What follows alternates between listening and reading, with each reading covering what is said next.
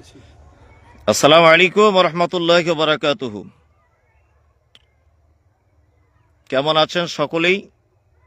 আশা করছি মহান রবের অশেষ কৃপা আপনারা ভালো আছেন।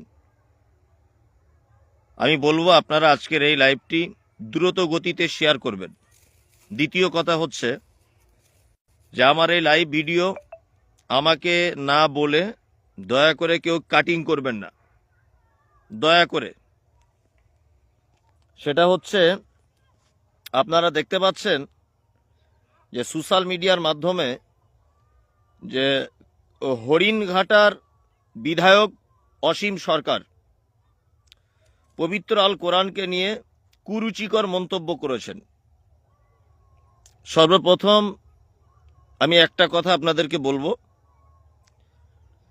যে ভালো কিছু পেতে গেলে ভালো মানুষের কাছে আশা করতে হয়। অসীম সরকারের কাছ থেকে এর থেকে ভালো কিছু আমরা আশা কখনোই করি না। কারণ হচ্ছে যারা অতিরিক্ত গরুর পেচ্ছাপ পান করে তাদের কাছ থেকে আমরা এর থেকে বেশি কিছু আর আশা করি না। আসলে গরুর প্রস্রাব পান করে করে করে করে এদের মাথাতে আর মগজ নেই, মগজটা পচে গোবরে পরিণত হয়ে গেছে। উনি বদর যুদ্ধ সংক্রান্ত একটি ইতিহাস বলেছেন, ডাহা মিথ্যা ভুল। তারপরে 7 জন শয়তান মিলে কোরআন রচনা করেছেন, এটা তো হাস্যকর ব্যাপার। সব থেকে বড় বিষয় হচ্ছে এই যে নিজে যদি চোর হয় অপরকে মানুষ ডাকাত মনে করে। আসলে নিজে তো একজন ট্রেনের ফকির, গান করা ফকির, তা ওনার কাছ থেকে আমরা ভালো কিছু আশা করতে পারি না। ওই তো দুদিন আগে বাংলাদেশে ওনার বাড়ি, বাংলাদেশে ছিলেন, আর এখানে এসে এখন বিজেপির বিধায়ক হয়েছেন। আর বিজেপিও ভালো কোনো প্রার্থী খুঁজে পায়নি, কারণ ভালো মানুষেরা তো বিজেপির সাধারণত প্রার্থী হতে চায় না। ওই জন্যই আউল বাউল ফকির যারা একেবারে নিম্ন পর্যায়ের তাদেরকে দিয়ে বিধায়ক করে দিয়েছে। তবে একটা কথা আমি বলবো, অসীম সরকারের কথা কিন্তু এটা নয়। কোরআন নিয়ে উনি যে কথা বলেছেন এটা অসীম সরকারের কথা নয়। আপনারা জানেন যে আরএসএস দ্বারা পরিচালিত বিজেপি, এই বিজেপি এবং আরএসএস এর পরিকল্পিত শেখানো একটি কথা, যে কথাটা প্রকাশ করেছেন অসীম সরকার। কারণ আপনারা জানেন যে কিছুদিন আগে বিহারে ভোট হয়েছে। বিহারে ভোটের আগে ঠিক হিন্দু মুসলিম একটা দাঙ্গা লাগাবার চেষ্টা চালিয়েছিল আই লাভ মোহাম্মদকে কেন্দ্র করে। এবং এটা আপনারা জেনে রাখুন যে আই লাভ মোহাম্মদের কারণে যাদেরকে অ্যারেস্ট করা হয়েছিল তারা আদৌ কেউ মুসলিম নয়। তারা পরবর্তীতে প্রকাশ পেয়েছে যে তারা সব আরএসএস এর লোক। ঠিক অনুরূপ আপনারা জানেন যে বাংলাতে কিছুদিন পরেই নির্বাচন হবে। সেই নির্বাচনের আগে হিন্দু মুসলিম একটা সাম্প্রদায়িক দাঙ্গা লাগিয়ে বিশাল একটা খারাপ জায়গা তৈরি করার জন্য এই অসীম সরকারের মন্তব্য, এটা আমি মনে করছি। ওই জন্য আপনাদেরকে বলবো যে সব কথায় গুরুত্ব না দেওয়াই ভালো। কারণ হচ্ছে অসীম সরকার মারাত্মক কোনো ইম্পর্টেন্ট লোক নয় যে আমাদের কোরআনের বিরুদ্ধে বললেই আমাদের কোনো ক্ষতি হয়ে যাবে বা কোরআনের কোনো সম্মানের হানি হবে। তারপরেও আমি বলবো যে আমরা আইনি পদক্ষেপ গ্রহণ করছি। ইনশাল্লাহ আগামীকাল আমাদের আল মোস্তফা ওয়েলফেয়ার ট্রাস্টের পক্ষ থেকে আমরাও কালকে লিখিত অভিযোগ জানাবো ওনার বিরুদ্ধে। এবং যে সমস্ত মুসলিম সংগঠনগুলি আপনারা রয়েছেন অবশ্যই বিভিন্ন সংগঠনের মাধ্যমে ওনার নামে এফআইআর করার জন্য আমার পক্ষ থেকে বিনীত অনুরোধ করছি। কারণ একটা কথা মাথায় রাখবেন, সেটা হচ্ছে এই যে আমাদের কিছু মাসলা মাসাইল ফতোয়া ফারায়েজে অনেক সময় আমাদের এক অপরের প্রতি মানে মিল নাও থাকতে পারে, এক অপরের সঙ্গে দ্বন্দ্ব থাকতে পারে, বিভিন্ন মাসলাক বিভিন্ন মাযহাব এই নিয়ে ছোটখাটো দ্বন্দ্ব আমাদের থাকে মুসলিমদের ভিতরে। তারপরে আমি বলবো যে সমস্ত দ্বন্দ্ব ভারতবর্ষে বাঁচার ক্ষেত্রে ঐক্যবদ্ধ হয়ে আমাদেরকে বাঁচতে হবে। এখন এই ক্ষেত্রে আমি বলবো যে আমরা কোনো দল, কোনো মাযহাব, কোনো কিছু না দেখে একেবারে সবাই একতাবদ্ধভাবে অসীম সরকারের বিরুদ্ধে বিভিন্ন থানাতে এফআইআর করুন। বিভিন্ন থানাতে এফআইআর করতে হবে। আর একটা কথা আপনাকে বলি, সেটা হচ্ছে এই,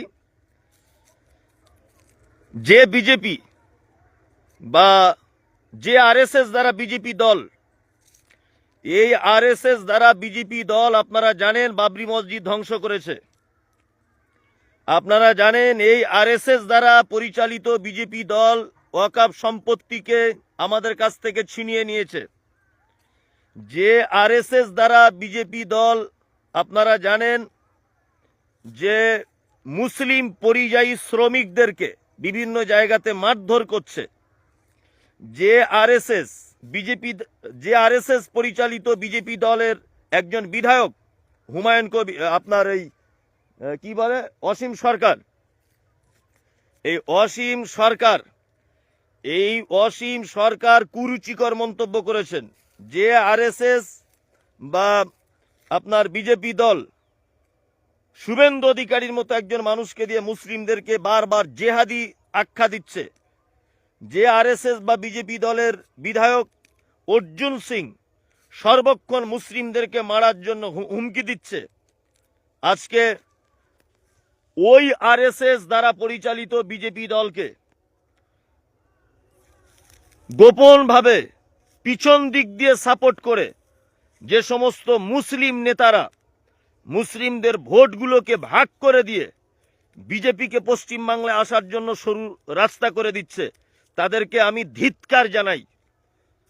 কারণ যে বিজেপি আমাদের চরম শত্রু, মাদ্রাসা মসজিদ সকলের শত্রু, আজকে মুসলিম নাম দিয়ে মুসলিমদের আবেগগুলোকে নিয়ে সেই সমস্ত রাজনৈতিক দলেরা মুসলিমদের ভোটগুলোকে ভাগ করে দিয়ে সেই বিজেপিকে পশ্চিমবাংলায় আসার সুযোগ করে দিচ্ছে, তাদেরকে ধিক্কার জানায়। তারা জাতির গাদ্দার, তারা হচ্ছে জাতির গাদ্দার।